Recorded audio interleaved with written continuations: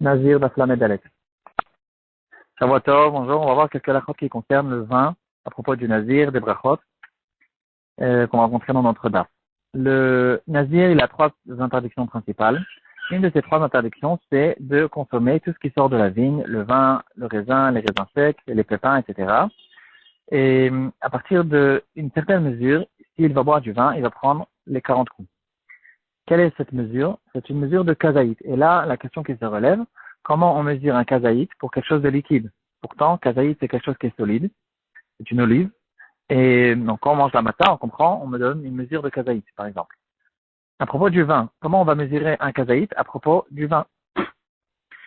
De manière générale, quand on parle de liquide, en général, dans toute la Torah, on parle ou de révit ou de melolugmav. Ça, c'est des mesures qu'on comprend. C'est des mesures qu'on peut mesurer facilement dans un liquide. Malgré que toutes ces mesures-là, comme on va voir tout de suite, c'est des mesures de volume. Donc, ça changerait en fait si on parle de kazaït ou de révit. C'est une question technique. Comment on va mesurer le kazaït à propos d'un liquide? Là, Rashi va nous donner la solution. Il y aura une Tosefta qui en parle. Rashi se trouve dans plusieurs endroits. Il va nous dire on va tout simplement remplir un verre de vin à rabord. Et à l'intérieur, on va rentrer une olive moyenne, un kazaït. Et on va voir combien de vin est sorti du verre. Cette mesure, c'est exactement la mesure de kazaït à propos du liquide. De cet endroit-là, il y aura une grande question dans les poskim en fait. Et de cet endroit-là, les poskim sont intéressés de prouver, à propos de cette question, est-ce que les mesures que la Torah nous donne, kazaït, révit, etc., est-ce que c'est des mesures de volume ou de poids? Et il y a beaucoup de poskim, la majorité au fait des poskim pensent que toutes ces mesures, c'est des mesures de volume, pas de poids. Et ils vont prouver de cet endroit, de notre Tosefta, qu'on voit ici clairement que c'est une question de volume et pas de poids. On essaie de chercher quel est le volume. On rentre dans le verre qui est rempli à rapport à un certain volume et on voit combien de vin est sorti. Donc on voit ici on voit clairement qu'on parle d'un volume et pas d'un poids. C'est vrai que certains diront au nom du Kaf HaChaim que le kazaït et les mesures de la Torah c'était des mesures de poids. Mais là, encore une fois, la majorité des poskim ne sont pas d'accord avec ça. Ils pensent que c'est une mesure de volume et en général, quand on donne un poids, par exemple, c'est qu'une question technique. On veut savoir combien c'est un kazaït de mata. C'est plus facile pour nous, dans la mata qu'on connaît, de donner un poids. C'est plus clair et plus déterminé. Mais encore une fois, ça ne veut pas dire pour autant que le kazaït c'est une question de volume, de poids, pardon, c'est un volume. Alors, certains diront pour la mata, en ce qui concerne la mata par exemple, on ouvre la main, on met la paume de la main avec les doigts, un petit peu, plus ou moins, ce qui sort plus ou moins le kazaït de la mata. Donc, ça c'est en ce qui concerne le kazaït du vin. Une autre halakha qu'on retrouve dans notre daf à propos du vin, c'est quelqu'un qui a trempé tout son pain, il a imbibé son pain de vin. Et la Gemara, elle va nous dire que ce nazir qui a mangé, qui a bu cette chose-là, il sera bien sûr chayav, parce que c'est considéré qu'il a bu du vin, c'est pas que le vin il a été avalé. Même un goût de vin a été interdit. Ça fait partie des références de la Torah de Time Keikar, que la Torah dans les interdictions d'aliments, de consommation, la Torah nous interdit même le goût de l'interdiction. Il y aura encore d'autres références, mais ici, ça fait partie des références les plus principales.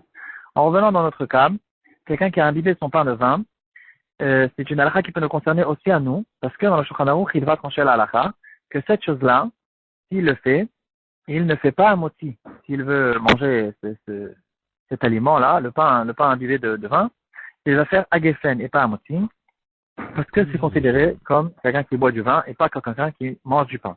Il y aura quand même quelques détails là-dessus. Certains diront que ça dépend s'il est intéressé aussi d'être rassasié par le pain. Et si oui, alors dans ce cas-là, il devra lui faire un moti. En fait, ça dépend plus ou moins de son intention. Donc, halakha lema'aseh, puisque ça reste une machloket rishonim, alors il serait bien qu'il fasse deux brachot séparés, un moti lechem naretz normal sur un pain normal, un boré peragefen sur un peu de vin, et après il peut manger le pain avec le vin comme il veut. Shemora se trouve dans Siman Resh Yudbet. Il va nous dire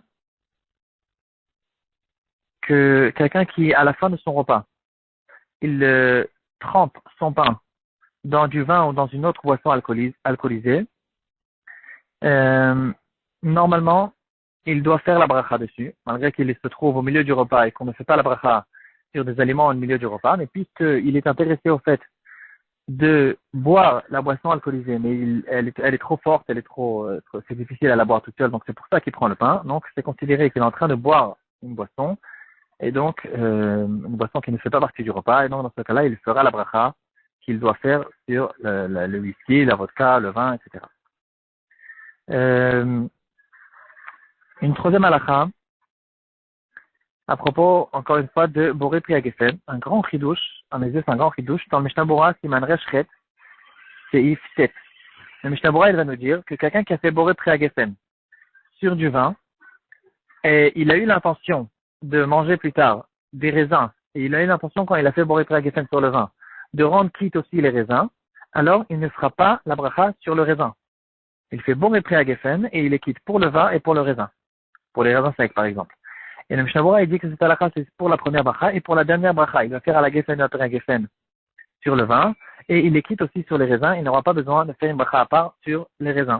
Ça ressemble à l'halakha qu'on connaît à propos de Boré Priadama et Boré Priaet, puisque tout ce qui pousse sur l'arbre pousse aussi sur la terre. Alors, s'il s'est trompé, il a fait Boré Priadama sur un fruit qui pousse sur l'arbre, c'est considéré que il a fait une bracha qui est quand même adaptée et il est quitte de sa bracha b'diavad.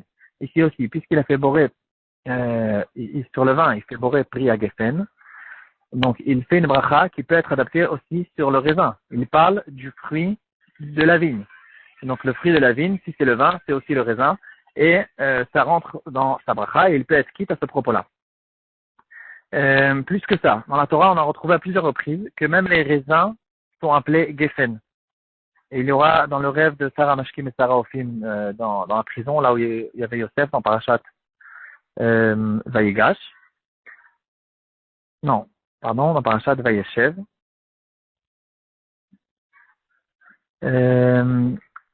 Il y aura à la fin de la paracha, il y aura un passage qui dira Vehine Geffen Lefanai. Et il y a devant moi une vigne. Et là-bas, on parle des raisins parce que plus tard, il a pris les raisins et les a pressés dans le verre de Paro. Même dans la paracha de Nazir lui-même, il y a écrit Vechol Asher Yaaseh Mi Geffen Hayain, et tout ce qui sort de la vigne qui fait du vin. Donc, on voit ici que les raisins sont considérés aussi comme Geffen. Et donc, quand quelqu'un dit Boré Pri à Geffen, ou bien à la Geffen à Geffen, cette bracha, elle est adaptée aussi b'diavad pour les raisins, et donc, il peut être quitte dans le cas où il a eu l'intention de rendre quitte même les raisins.